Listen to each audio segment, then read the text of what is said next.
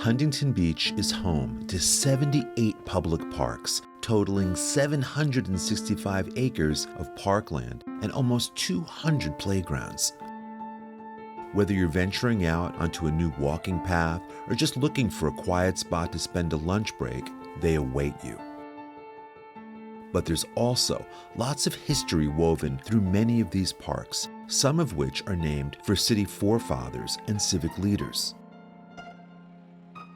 One of the most historic parks sits right off Main Street, adjacent to downtown. There's really no place else like it. For more than 100 years, families, Boy Scouts, even the military have gathered here. Welcome to Lake Park. I'm Chris Epting. History excites me, especially history that's waiting to be uncovered. I feel like a detective sometimes, sifting through clues, chasing down leads, and examining evidence. That's why I've written so many books about it. When you discover an untold story, it sparks the imagination, it connects you to the past, and sometimes it even helps you see into the future. Welcome to Hidden Huntington Beach.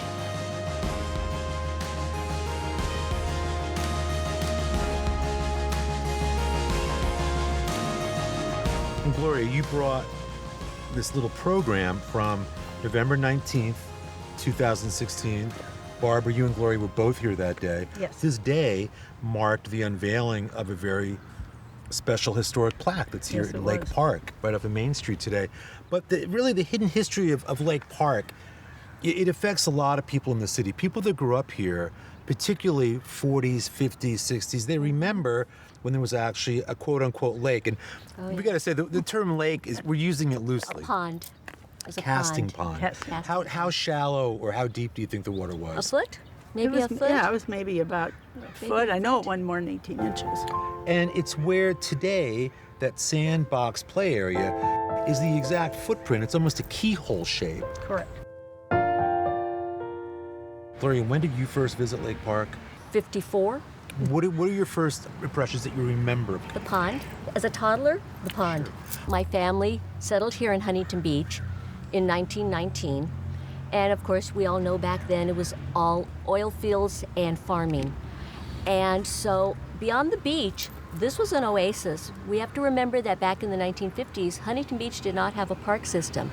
It was simply Lake Park. Circle Park was there. And Circle Park, and across the street, now known as Farquhar Park. However, we also need to remember that Circle Park as a child, that was nothing but eucalyptus trees. That was like a forest. That was a scary place where you'd run in and you'd hide. This was truly a beautiful oasis where you'd come with your family. The pond was more where we would go on very hot days and dabble our feet, and also the kids that had small boats would float their boats along the pond. It was lovely. It was quite lovely. And then, Barbara, you arrived. When's the first time you're here in Lake Park, approximately? 1966.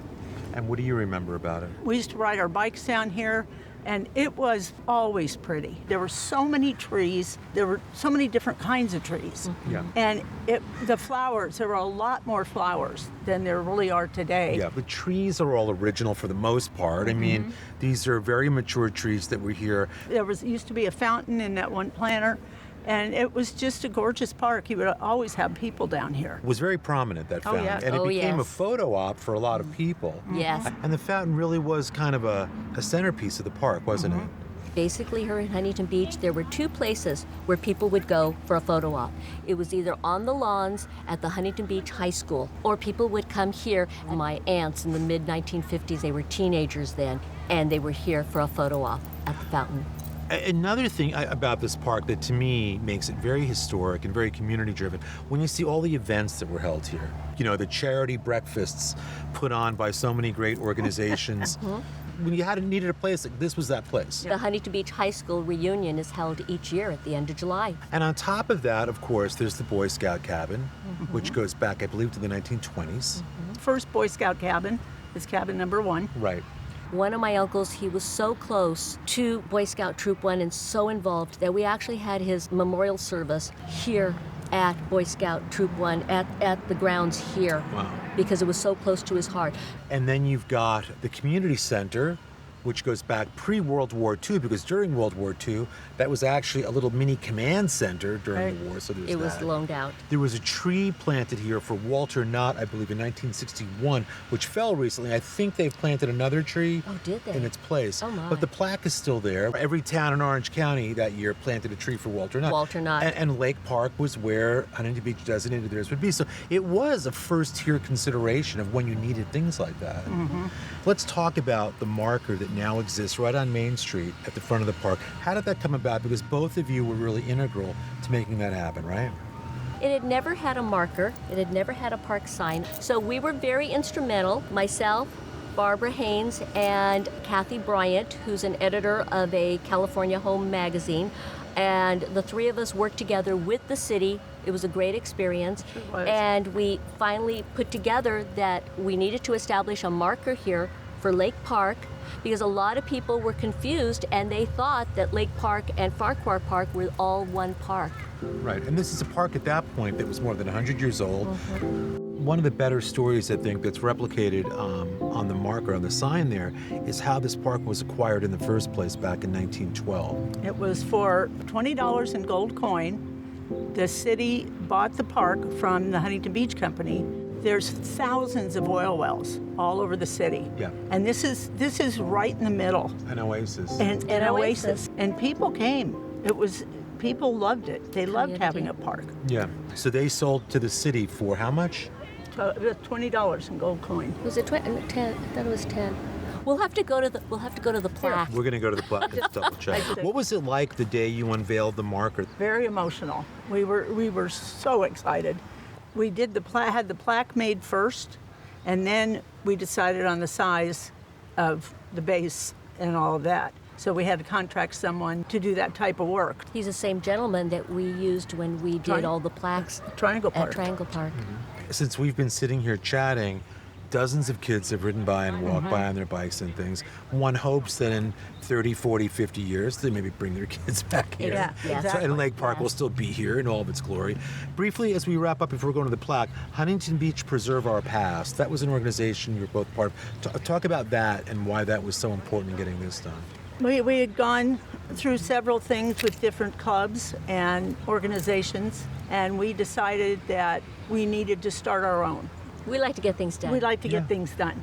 Huntington Beach Preserve Our Past. We use actually HB POP, okay? Just the initials of that. And it literally translates that people won't hear from us for perhaps maybe 2 years because we only pop up when there's a need for historical preservation. So a lot of times we're not continually working. Right. We work as needed to preserve history here in our city. You know, I always believe that when you go back in time to a place that you have a lot of memories, there's always a couple that rise to the surface. Sitting here today, what jumps in both your minds that you remember most fondly from being here years ago? Being so close to the beach, we would always stop here on the way back because we usually rode bikes or we walked because we Where did you live in relation to Lake Park? beach in Yorktown. So we weren't far at all, and we still lived there in the same house. And yeah, and but we would. Did you ride your bike here today? I wish. I wish. Not anymore. I was a child here in the early 50s. This whole city was nothing but dirt and eucalyptus leaves falling and oil fields. This was the only park. This was before our park system came about. This was where you had picnics. This is where you took pictures. I've seen wedding photos here. I've seen graduation photos. I've seen really any kind of family event. This feels like the place where it happened. And again, the fountain factors in visually so much. And that was where you would pose people when they would have the twins convention in the 50s. Right, they would bring sets of twins and the women would stand on the fountain. It was just such a photo op, that fountain. I really wish the fountain were still there. Oh, I Now, do the too. I do base too. of it, the original flagstone base is still there. That's good. It's something. You'll notice the stone there. When we did the plaque stand, we didn't want to just put it on a pole like the historic plaques at Triangle Park. They were simply on pedestals. Lake Park was very different because you have the plaque for the Boy Scout Troop 1 clubhouse that also has rock and stone, whatever. Yeah, the motif is consistent. So we wanted to mimic be that. Consistent. That you can rent where the stoves are and the fireplace. And that, that's also in Birthday the original, parties. original flagstone. The barbecue, yes, you're right. And then the clubhouse That's been here forever, and Gets rented out for lots Oh of my, things. look at the home across the street. like Oh, yeah. Looks really similar Doesn't to it? the... That looks Doesn't like it? was But it's, look, we have a lot of great parks in Huntington, but this to me will always be the jewel. It'll always be the one that connects the most generations, that certainly the most events were held here, I think. Could not Right. agree with you more. You know, and for that reason, it really stands out.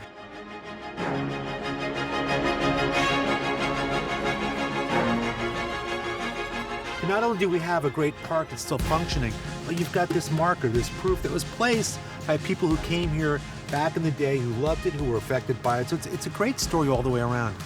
If you want more hidden history, check out our Facebook group, which is simply Hidden Huntington Beach. We've got over 15,000 members there sharing stories and home movies and all kinds of great things. So hope you enjoy that, and we'll see you soon on another edition of Hidden Huntington Beach.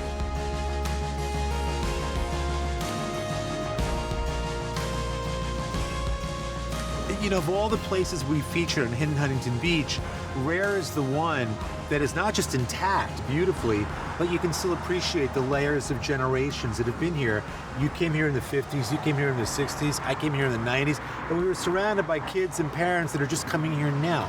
So it really is a unique spot in that it's still very vibrant. There's hidden history here, but it's still very much alive, and it's open and available for everybody.